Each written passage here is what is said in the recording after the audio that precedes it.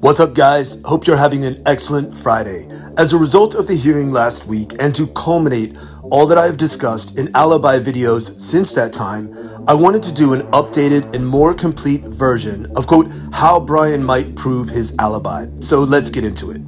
To preface this entire segment, and in the interest of keeping things simple, I'm going to frame the alibi from the lens of the defense, as inside a courtroom, the burden of proof shifts to Mr. Kohberger pursuant to an alibi, so I hope this all makes sense. First up, we know that Mr. Kohberger states he was, quote, out driving alone in the early morning hours of November 13th. Next up, we also know that Ray intends to provide testimony corroborating that Bryan's phone was, quote, southwest of Moscow on November 13th. That, which infers to me personally, his phone did not go into Moscow at all that day. Lastly, we also know the defense states Bryan's phone, quote, never traveled east on the Moscow-Pullman highway, so that could not be his car caught on surveillance cam near Floyd's cannabis shop. So let's now break down both the entry route and also the exit route based on what we know to date. And again, I'm attempting to keep my assessment clean and simple. We know that Mr. Kohberger left his Pullman apartment and traveled southwest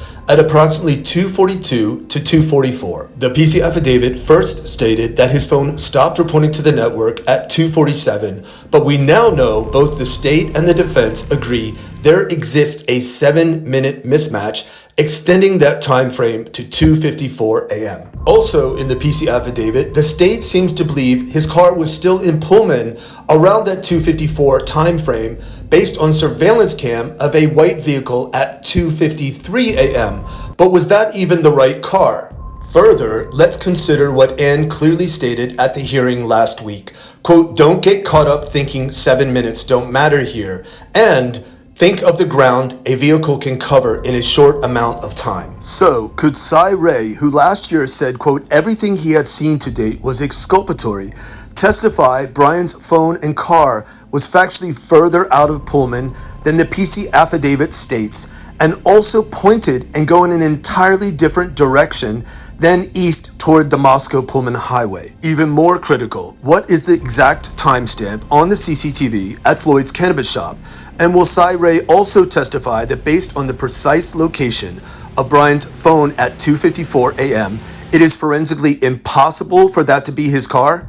Also, as a footnote, extremely important to note that at the motion to compel hearing last year, was specifically requesting missing drive test data along the, quote, entire stretch of the Moscow-Pullman highway, which, without getting too technical, would be further proof what direction his phone was factually traveling at 2:54 a.m., pointed east towards Moscow or southwest towards Wawawai Park. Now, let's circle back to the exit route and do a quick update and assessment based on what we know to date. First up, we know from the PC affidavit, SV1 is seen speeding away from the area of 1122 King at 4:20 a.m. according to MPD Payne's PowerPoint map included in both the second AT&T and also PC affidavits. We also now know from his own testimony last year that there exists not one single video of Bryan's car on any southern route exiting Moscow after the time of the homicides. We also know from the PC affidavit, Bryan's cell begins reporting back to the network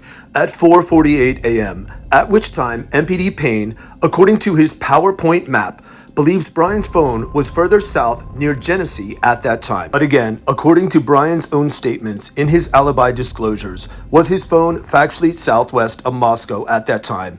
And will Ray be able to prove he was miles and miles away from 1122 King, making it again forensically impossible for him to have been inside that home committing this heinous act alone, as alleged in the PC affidavit? In closing, at any potential Frank's hearing, could Ray and cell data play a pivotal role in proving Bryan's alibi?